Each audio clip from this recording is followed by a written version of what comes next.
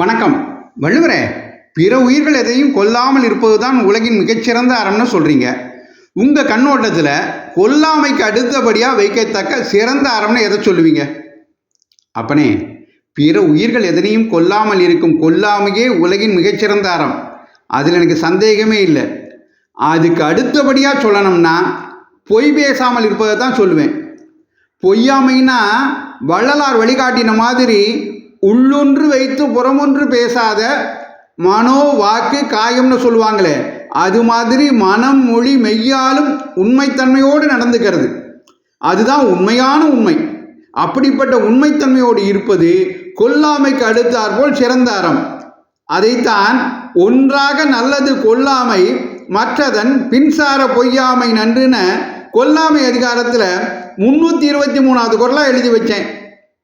சபாஷ் வள்ளுவரே, ஒன்றாக நல்லது கொல்லாமை மற்ற அதன் பின்சார பொய்யாமை நன்று.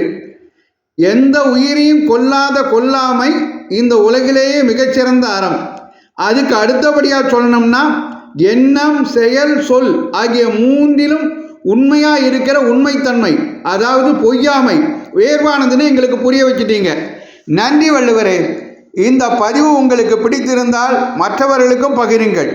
தொடர்ந்து திருக்குறள் தெளிவோம் பகுதியை கேட்க பாரத மணி திருநாடு சேனலை சப்ஸ்கிரைப் செய்யுங்கள். நன்றி, வணக்கம், ஜெய்ஹிந்த்.